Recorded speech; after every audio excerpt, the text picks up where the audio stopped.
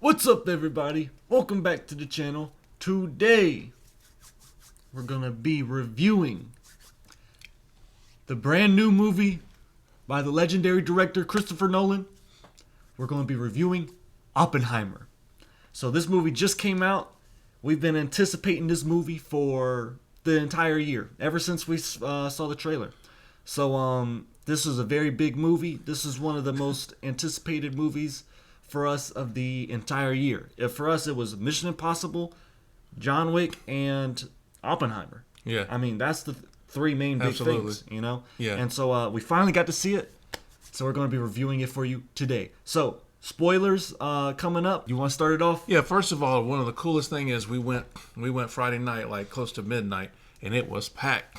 Our theater was completely... We went on the opening day, and it was completely packed. Yeah, I don't think there was one seat.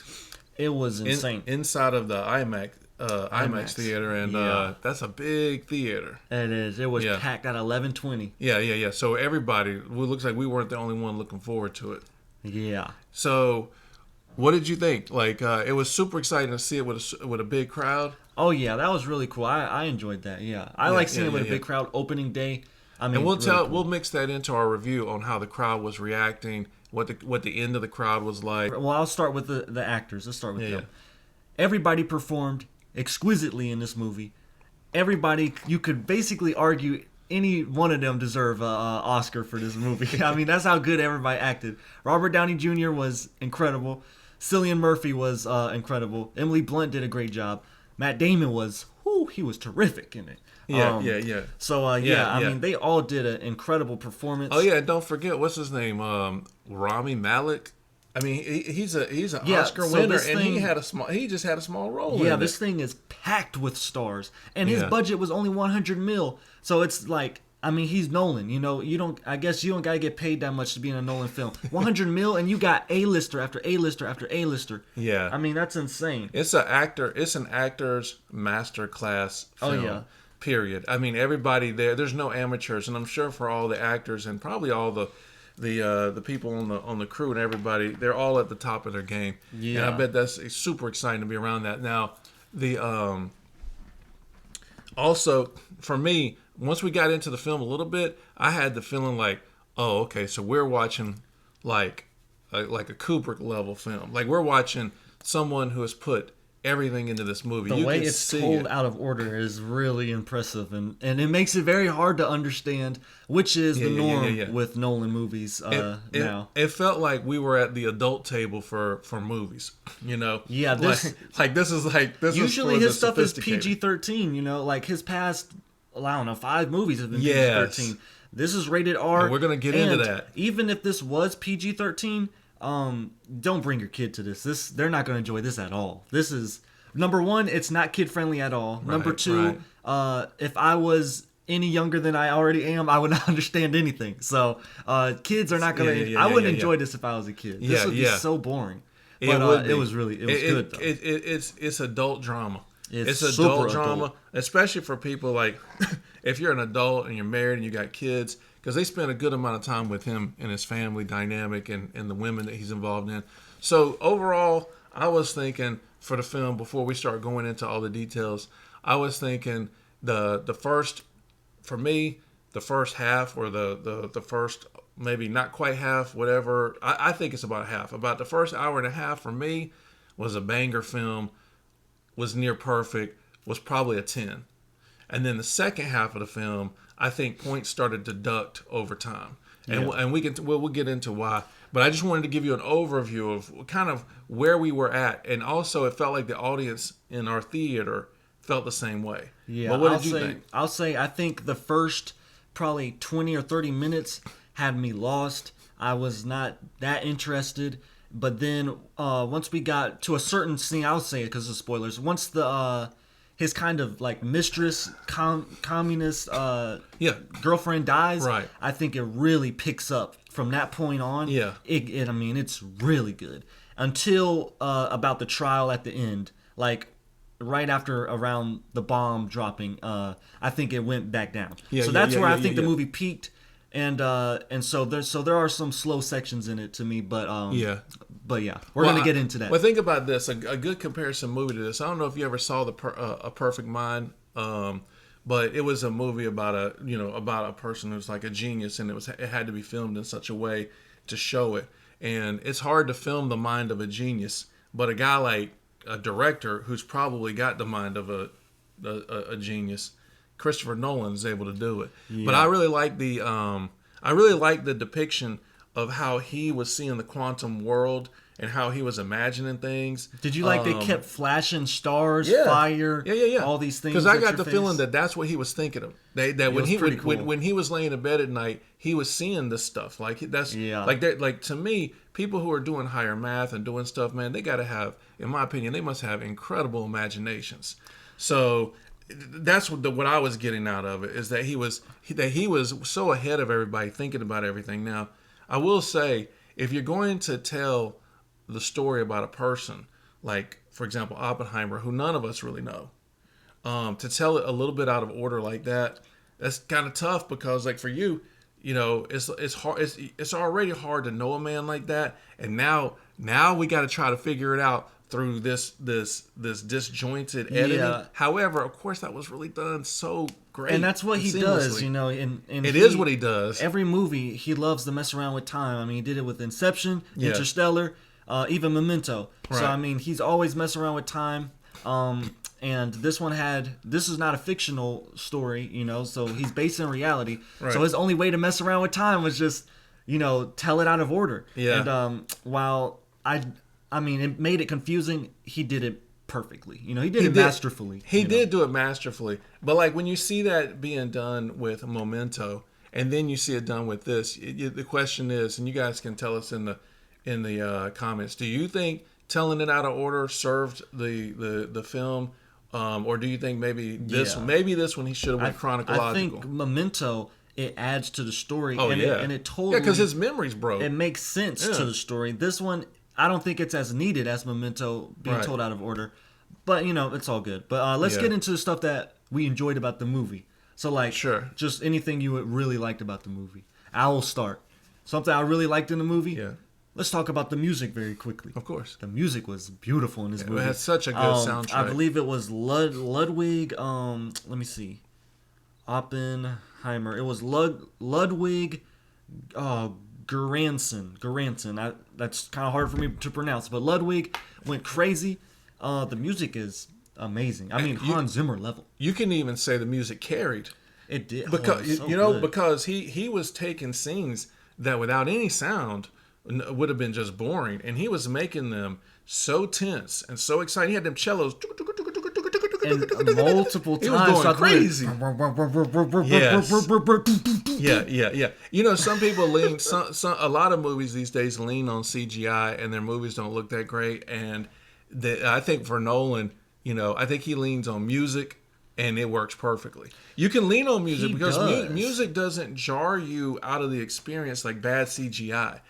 Yeah. So, and he went crazy with his $100 million budget. I mean, he did. He did a lot with 100. Now you told me, we'll come back. You told me that they set off a small nuke in the film. He dropped a real one. Where was that? Do you know where in the film it was? I assume at the nighttime nuke drop. You don't think it was during the day when they there was that one day shot where they did that test and you get to see the. I don't think that was it. I would assume it's the real nuke.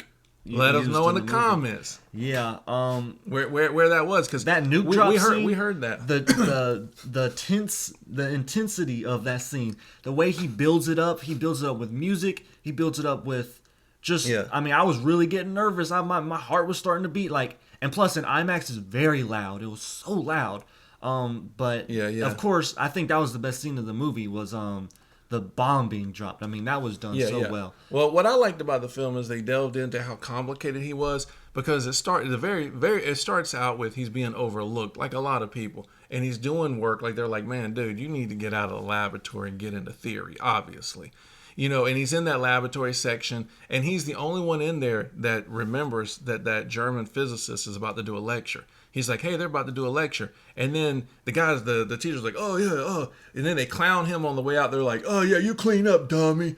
And it's like that. It was funny because it's like, dude, he's the only one that even remembered that the guy was going to lecture. So I like how they were just setting up how he was ahead of everybody. Yeah. And then, of course, we got to talk about that apple.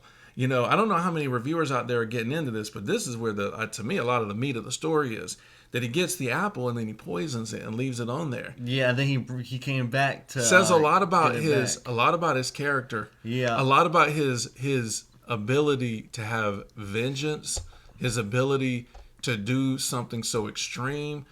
That was incredibly interesting. Yeah, and he came back and he saw that guy was about to eat the apple. That scene was tense. That dude. was, and I don't think there was even any music during, or there probably was, but I don't remember there being much music during that one scene. It's all just brilliant acting. Yeah. And the way he stops the apple, of course, and then he gets it in, and that's a setup for some of the stuff we see later. So, and I also like, these are some of the boring things maybe for you, but I really like the scenes of him in his relationship with the women in his life, and how they would have this deep ideology, and he could kind of skim the top and be on both sides and not really kind of be involved, but not be involved, especially with more of the extreme groups that were going on in it. I think about the women in the the women that he dated in the movie. I think a lot of them were really like kind of, I don't know, unlikable. You know, at least to me, I thought they were very like mean towards them and kind of like jerks. Yeah, like with and I don't know, I just didn't really like Emily's character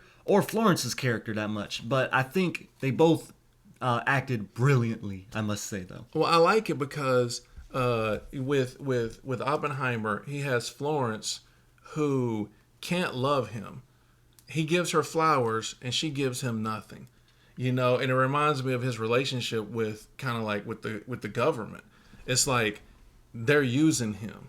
Yeah. They love him, but they can't love him. Well, half the movie is the government prosecuting him, yeah, basically. exactly, But, man. Right. Because so there's a deeper meaning to her constantly not accepting flowers. But something about Florence, I saw something. I liked her as an actress, though. I liked her. Y'all character. tell me this in the comments, please. I saw Florence when Florence dies. Her character, Jean. Yeah. When she dies in the bathtub, I am pretty sure I saw some hands right on her neck pushing her down into the water, and they were wearing black gloves. Now tell me, was that Oppenheimer or was that somebody that took her life in that bathtub? Yeah. Was that somebody that did that to her, or did she do that to herself? Because the reason he's bringing this up is because, think about it, he dosed the apple. Yes. Then he builds the atom bomb, and or the and every time he bomb. thinks of Florence's character, he's always got he feels guilty, kind of. It's kind of weird. Yeah, so yeah. I'm just kind of like. So we see this ability of him. If y'all are going to see that. the movie again or go see it when she's being drowned, look at her neck right back there.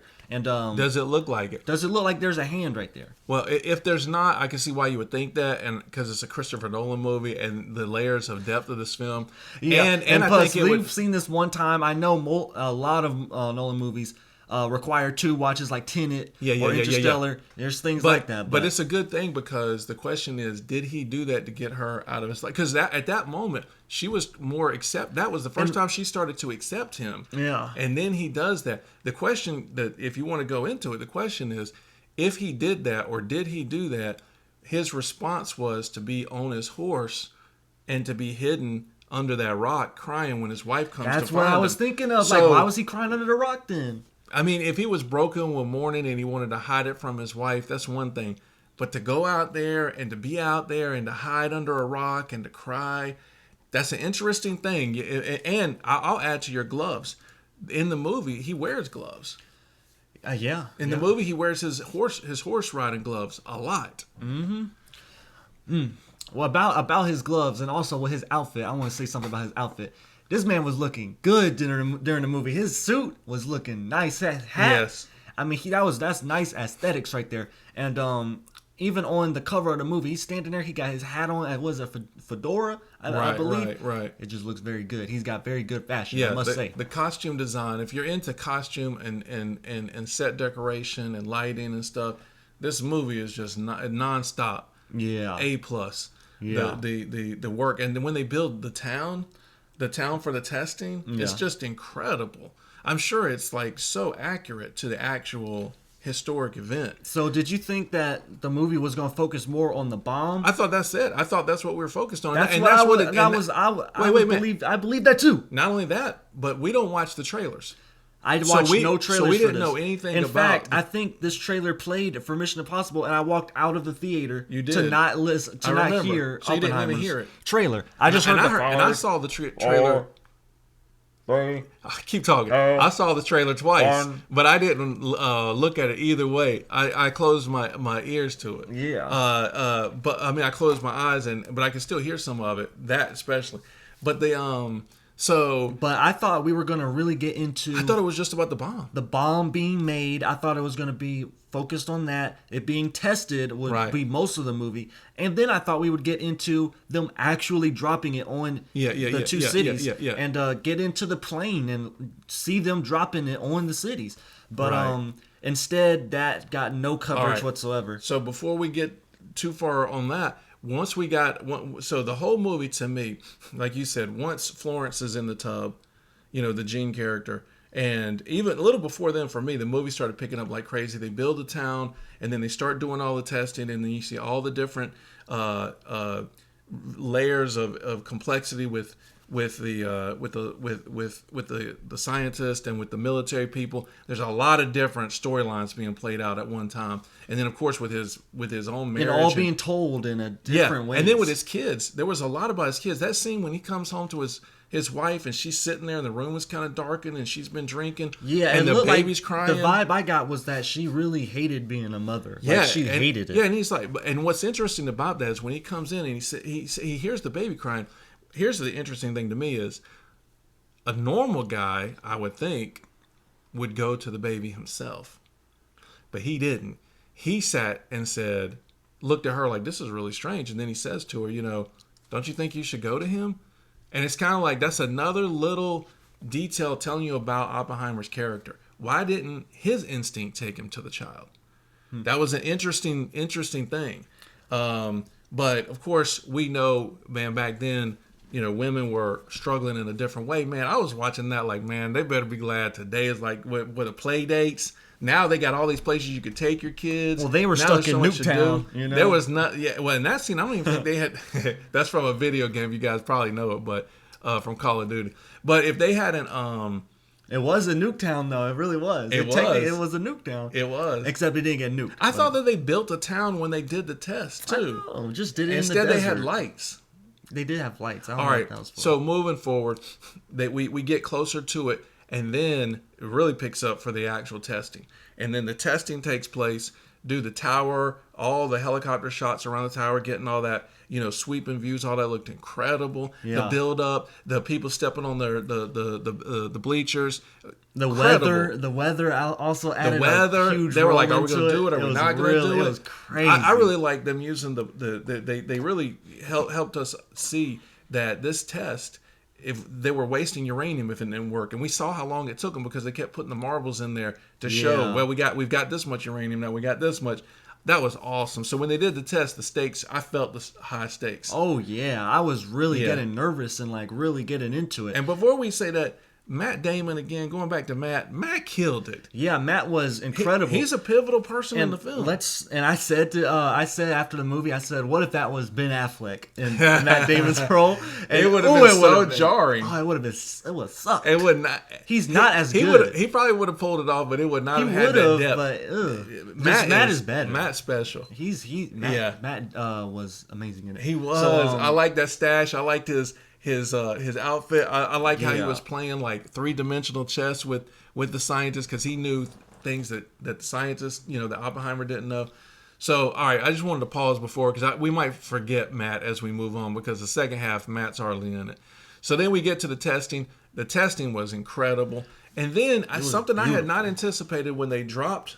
Tell us what you guys think in the comment. When they dropped the bomb, I was expecting a boom. I was expecting it to go down maybe 5 seconds of complete quiet, because that's how it probably would really be, a couple seconds, and then boom. But no, we get about a minute and 30 of just dead silence. I was surprised. It's a very interesting way to do it.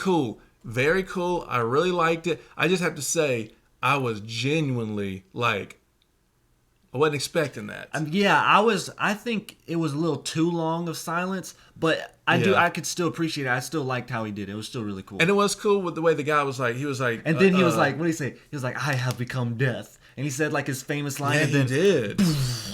And then the sound came in. So it was really, I mean, that was special. I liked how the guy's putting sunscreen on, and then somebody else is like, the glass will do the UV, but he's like, nothing will help the glass. And then even though we know that it didn't catch the atmosphere on fire, you had that feeling like it could catch on fire. Theory that they had. I would have never thought of that. Yeah.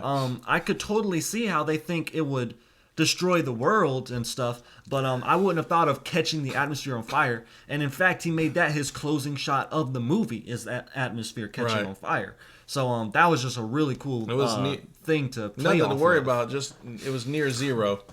yeah. So that was really cool. So then we have that, and to me, we're peaking in the film at this point. And then we get the news. We were like, that's when you started realizing you're not going to see some stuff you wanted. After that, yes, they went. So they give the bomb to the U.S. Government, and they're like, and Matt has a really good line where he says, "We just gave them an ace card. It's up to them on how they use it." That's right. a really good line in the movie, and it really represents the whole second half of the movie. That one line does, and it really shows how Oppenheimer, he gave them the ace card, like Matt Damon said, but then was thrown away. Like they didn't, like we used you, we got what we wanted. We'll take it from here. Just leave us alone. Yeah, so they drive away with the weapons, and you know that they're sitting there going, they're all sitting there, and they depict it where they're like, I wonder what's going to happen, and when is it going to happen? Yeah, and then I was like, they haven't even told me anything. I was expecting, all right, now it's time to see it drop. It's time to see them do it. Yes. But then literally, it's like,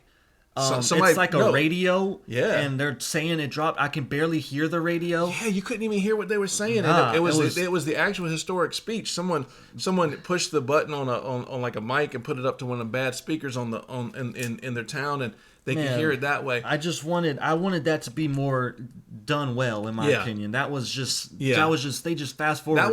But the name of the movie is Oppenheimer. That part does not really that's not part of his life story. I mean, it is them dropping it, but we're staying on Oppenheimer. His his face on the screen. I can accept that very lackluster presentation of that historic event. I mean, just skip through it like it was nothing. Yeah, I can accept it because of the movie is called Oppenheimer. Gotcha. Then they move into the celebration that they did it, that the war was about to end, and that Oppenheimer was being celebrated, and they have that incredibly shot crowd adulation for him, and we get to finally see where he's walking up to the crowd, where they're all celebrating, they're all cheering for him, and he gives his speech. And he's like, "I just wish we made it in time to drop it on the Germans." And he has these great lines. Yes, and it was shot beautifully. The music, yeah. Oh no, and they got that background, and it was about that. Background's back here. Yes, he would do that. You would hear this loud noise in the background blurred. Yes, but you could see it shaking. Woo, that was done so good. That was nice. And he did it like 5 times in the movie. Every time it was every time they did it, it was good. It was good. And when he was speaking in that scene, it was really interesting because he looked like he knew what he was saying would get that response out of the crowd, but it didn't necessarily mean that's what he was meaning. Like it was that's how good that Cillian is at his acting. You could see it. And the crowd would flash like, I mean, the sun was in front of them, and it was supposed to be like the sun was in front of them, except it was an atom bomb in front of them. Right. Maybe the flash from it's just shot so good. Yeah. And then, but I liked that they built into the crowd all these weird emotional things were happening because you had some people that were cheering, and then you had some people that were crying, and then you had the people under the bleachers were making out, and then when he's walking out, he steps on the ash body of a child. Man, dude, to me that was the most emotionally riveting scene of the film. That was crazy. And so he's walking through the crowd, and then he walks out, and people are throwing up. Man, to me, that's the end of the film. That would have been a great ending right there. That you would have ended on such a crescendo. I'll say in a little bit what I think, how much they should have showed at the trial, but we're not there yet. Right after that incredible scene, we have one of my personal favorite scenes of the movie is the what was the president? Truman. Is the That's Truman right. scene. It doesn't And surprise that me you scene bring is- that in. You like that Truman scene. I really, man, it was shot so Yeah, good. yeah. The acting was so good in that scene. So in that scene, we got Oppenheimer, right? He's going to the president. Yeah. To the. To the White House, the Oval Office. Yeah. He goes to the office. The president is there, and he's just talking to the president about his what's it called? His achievement of making the atom bomb, and he's just like, I feel like I have blood on my hands. He's trying to like tell the president, we need rules for these atom bombs, and he's just telling him all this stuff that he should be listening to, and man, Truman treats him like garbage, and it's just. He's so mean, and it's very like, whoa, like I wasn't expecting that. And, and it's just, I don't know, that was really good. And he was like, I feel like I have blood on my hands. He took his little handkerchief out, and he was so rude, like he was so disrespectful. He was. Oh, even as Oppenheimer leaves, he said, don't let that crybaby back in. I know, that was so good. That was really good. I really like the actor. I like how that was depicted. It felt very realistic. It did. That's how things are actually talked about behind doors. Yeah. And but well, go ahead. Keep going. Well, then after that, we get to the trial. No, I know what I was going to say. The actor that's in the room with Truman. Mm-hmm. Oh, you know who that was? I mean, like historically, or the actor? Who the actor is? No. It's Biff. Who is Biff? From Back to the Future. It's the big bully. It was? Yeah, the one who's like, hey McFly, why don't you make like a tree and get out of here? I would have never known it's that. him, yeah. Well, he didn't didn't do much. No, at all. but he did great. It was great in that scene. I mean, he just sat there and looked mean. I like what he said. He did an important thing in that scene, which is he was the camaraderie with Truman. Like, we get it, Truman. This guy gets this guy out of here. Oppenheimer also said the line, what's it called? Just give the land back to the natives. Yeah, like, it was just that's right. And then Truman was like, what? Are you crazy? Truman was like, I would have never thought of that in a million years. We're not doing that. Are you crazy? We need it for more testing. So yeah, that was really good. But then we go on to the trial, and this is the almost whole second half of or I guess last hour of the movie is the trial. And well, what did you think about? Should we bring up the R rating for now before we do the sure, why not? That? Yeah, because this is about to get to the end of the movie. So Christopher Nolan gets an R rating for this film. Yeah. Why? What was it in the film? So it's only one thing. It really is. I mean, there was maybe one F word dropped the entire movie. Yeah. So the main thing was the nudity in the movie. That's it. It's just the nudity. Yeah. So the question is, was it worth it? Was it worth it to get that rating? I don't think it was. I think any of those scenes could have been filmed with loose clothing, blanket, sheet. He's a master filmmaker. Silhouette. There's a million things you could do. You didn't have to do that. I think he's above the nudity, and plus all his movies, for the most part, have not had nudity, and I mean they get the job done completely. Has Kubrick had nudity in his films? I don't know about Eyes Wide Shut. It seems like that's the film that would definitely have it. However, I don't think I've ever seen that film. I think all the way Orange, through. the Orange movie does from it? Kubrick has a naked girl in it. Does but it? I think it does, but it's not filmed the same way. Nolan I think did. if you have to have a scene if you have to have a scene that is necessary to have it. But the only scene that I liked, and the scene wasn't even a nudity, was the scene where Oppenheimer is being where he's being interrogated and stuff, and about his marriage, and then they show him naked. You know, he doesn't have a top on. You figure he's naked. That scene was cool because it showed how stripped down he was in that scene. Yeah, that was really cool. But what do you guys think of the comments about that used to get your R rating? Is it that important to the story? Yeah. I mean, but at the same time, if it was PG-13, what's the point? No kid 13 is gonna like this movie, really. Well, maybe it did bring more people in because it was R. Because people were like, "Well, we're about to get to see the real deal now." Yeah. So, well, let's move on to the trial. Yeah. So we get to the trial at the end of the movie. Now we get pretty much every character in the movie brought in to give us more acting lessons, more incredible acting. Just go crazy for this trial. Right. And the trial is done in a very small room.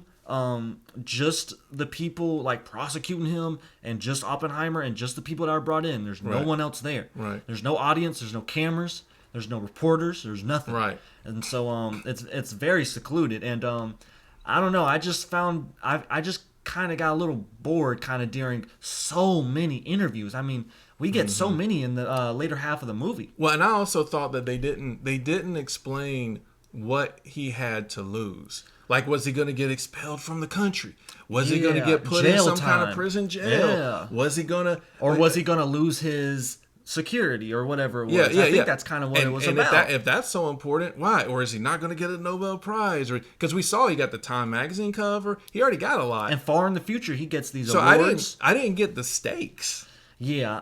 It wasn't explained well what the stakes were. All the trial needed was Emily Blunt's incredible scene. That was her Right. best scene of the movie, where she's defending Oppenheimer in the trial. She acted incredibly, and that's the only really part of the trial I think we even needed was Emily Blunt's incredible performance right there, and maybe She Matt did Damon's have a as well. standout. Yeah, Matt's too.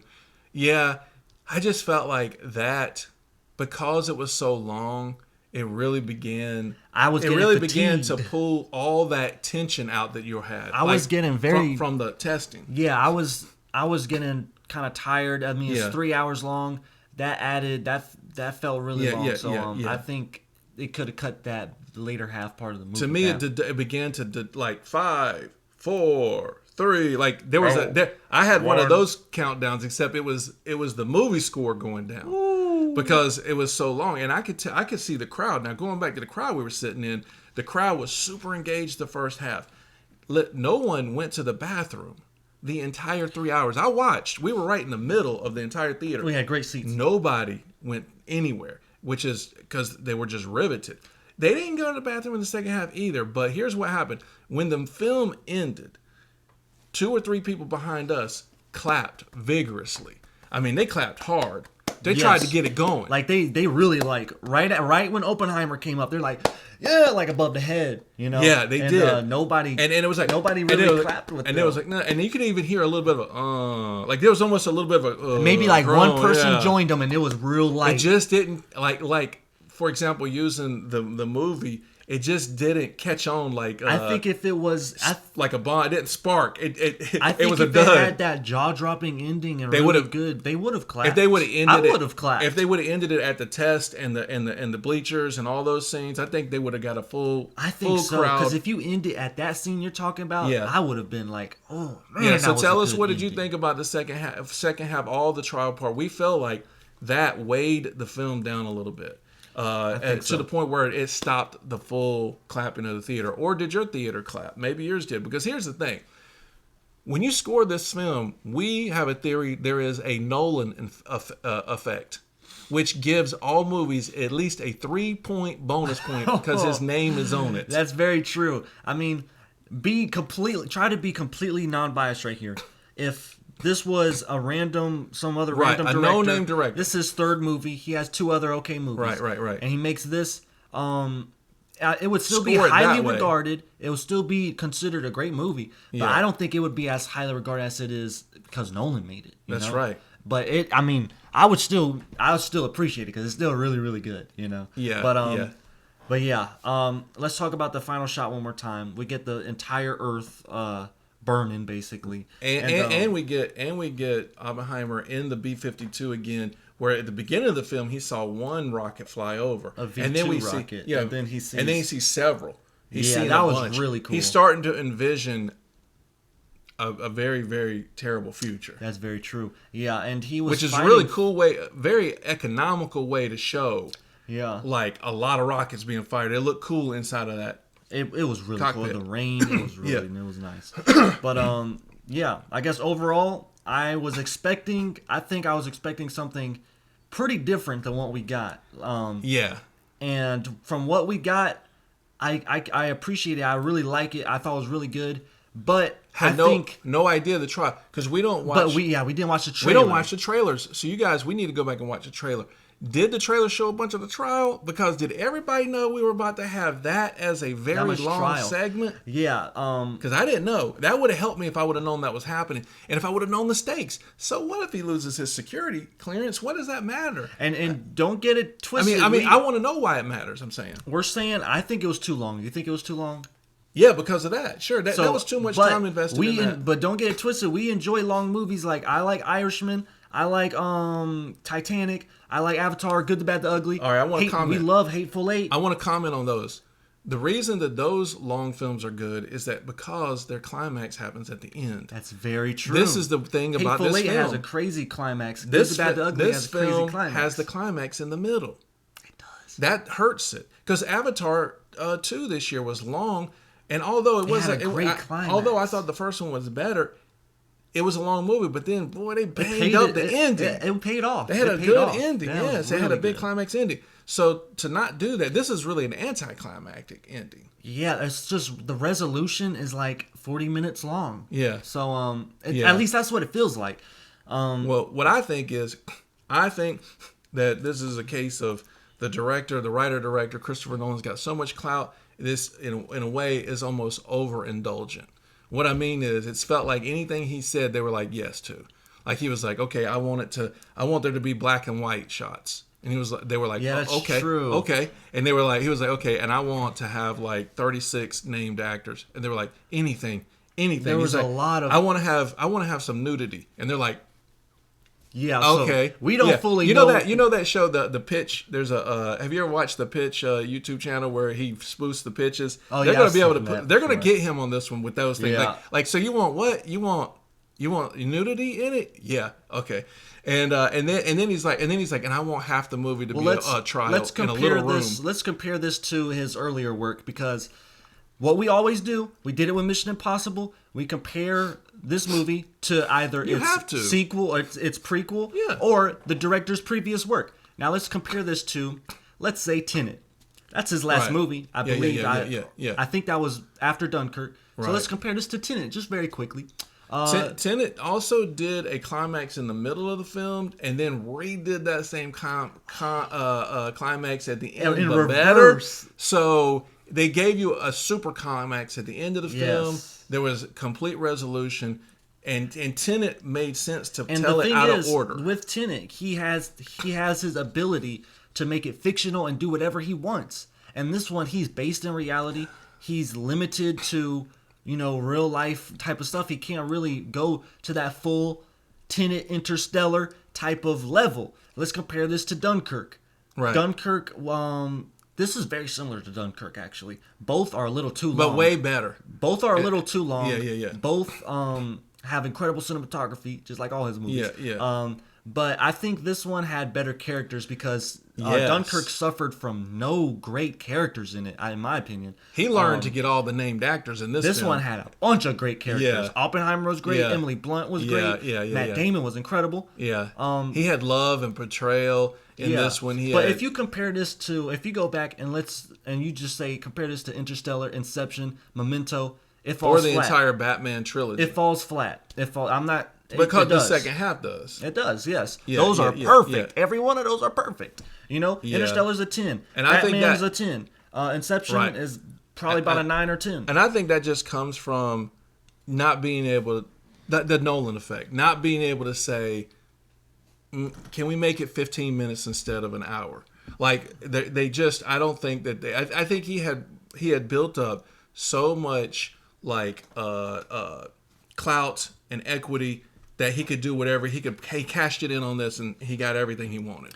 That's well, what I think But for $100 million, he got a lot out of his movie. he did. I think there was things I really liked about it, and there was things I did not like about it. Right. And but overall, I think I haven't heard your score yet. I think it was just, I think there's good things, there's bad things about it. Yeah. Great movie. I guess we give our final verdicts now. I'll You want to do give it. our overall ratings? Yeah. All right. Well, do you have yours in mind? Yeah, I have mine. I'm gonna give it. I'll just go ahead and go. All right. I'm gonna give it a solid 7. I'm gonna take the 3 points I was off. really leaning towards 7 as well, but it has grown on me since, because I saw it last night. Yeah, right. yeah, We saw it last night. Yeah, last night I would have given it a 7. I think it has grown on me, and I'm going to give it an 8 out of 10. Okay. I think that would be my rating. All right. I think though he could have got a 10 easily. But when I walked out of theater, I was at a 7. All right, you go. Yes, I agree with that. And so remember the crowd we told you about. We're going to talk about when the crowd left. Silent. No one was talking about it. Everyone walked out. So the thing is, either they walked out speechless, which you didn't because there was a lot to talk about. Especially you wouldn't have been speechless over the riveting. What is that? The riveting story and plot. The second half of the film, the investigation stuff. You wouldn't have been speechless. Oh, yeah. So everybody looked a little fatigued. Everybody looked a little, and nobody was talking about it. We walked beside people and listened. Nobody was chattering about it. Yeah, it was really quiet actually. Yeah. Why do you give it a 7 out of 10? You think? So the 7, of course, because it's a masterclass film. It's the A game of everybody doing everything, regardless of the story pacing or the climax or all of that. It's made in such an excellent way. We didn't talk about the black and white stuff, but I love the black and white stuff. It's hard to shoot black and white. He did all that beautifully. It looked fantastic on the film. The music was incredible. Everybody's performances were great. It was layered. To me, you can't go below a 7. The 3 points deducted, obviously, for the second half. I think it could have got a 10 for me, and we talked about this after the film, is if they would have, all they had to do is, instead of that, you could have did the 15 minutes of the investigation, him losing his security clearance, and then just given us simply 10 minutes of the weapons being put onto the planes, being flown towards the city, get to see a little bit of what the pilots felt like. Were they sweating like crazy? Were they cold? Did they know what they were doing when they flew over? When they dropped it? If they would have delved into that a little bit, yes. I think everyone would have walked out of there and it would have been a 10. Because I think we wanted to. I thought we were going to see some of that, and I'm surprised we didn't. Yeah. What do you think? So yeah, for my 8 out of 10, I would say I really enjoyed the middle half of the movie. I enjoyed the bomb being dropped. I enjoyed the Nuketown that whole area. I enjoyed parts of the trial, very select few parts of the trial that I really enjoyed and will actually remember, like Matt Damon's performance and Emily Blunt's performance during the trial. I'm actually going to remember that. Everything else I already forgot. Now let's talk about the beginning. I think the beginning was very slow, but it did reel me in eventually. I think that the music was incredible. The guitar shaking, the whole wall shaking. Yeah. Done so well. Cinematography is so good. Yeah. I think it being told out of order for me takes a point away. Just because I think it was done really well, but it just didn't fully work for me, and I think that it just would have been told better, probably in order, or at least not to the level of out of order that he went to. I mean, he told it completely just wherever he wanted. He just skipped to Pulp Fiction style. Yeah, and more than that, because I mean, he would do one scene, he would do one line in a scene in 1940, right, and then he'd go next line would be 1939. It's like, what are we doing here? Yeah, okay. So that takes a point away. Of course, its length. I have nothing wrong with the long movie. I really enjoyed the Snyder cut. You know, that movie's like 3:20. I enjoyed almost every minute of that movie. Right. But I feel like we watched the director's cut. That's what it felt like. It felt like we were watching because it felt like there was unneeded scenes, and director's cut usually has kind of not necessary scenes because it's a director's cut. Yeah. This felt like that. So it was just kind of long for me. But I would give it, like I said, 8 out of 10. That's why I would give it an 8 out of 10. And I just really enjoyed the acting, the cinematography, the soundtrack. Some certain scenes like the bomb and the Emily Blunt's perform. It was just, so there's things I really like and there's things I don't like. Give it an 8 out of 10. That's my final verdict. And maybe because it was so highly anticipated and it's the last big film of the summer for us, that we know that hype was up really high too. But I don't think the hype. I think anything would have got eroded by the length of the ending of the film.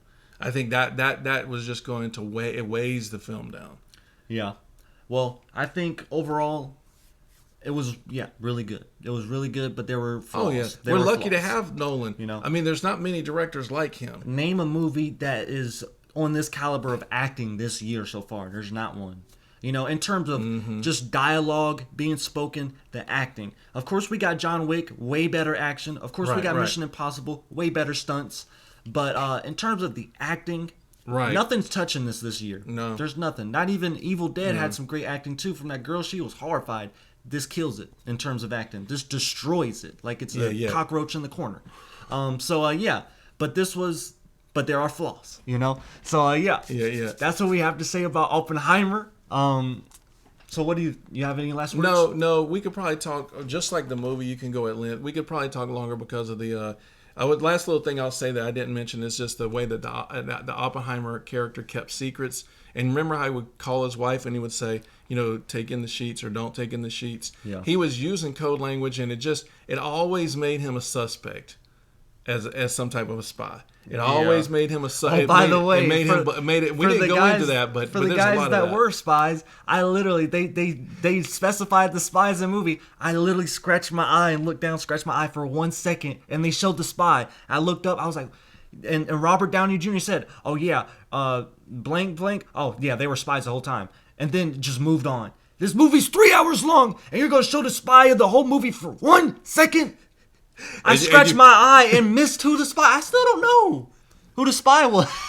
I tried to it's 3 hours long. I tried to explain. Can't you show him for a minute? I tried to explain to him who the spy was, but the problem is there's so many sub characters, there's so many subplots, and I can't remember what that one guy's name was. Apparently he was a pivotal person in the film, but man, he was lost in a gigantic cast.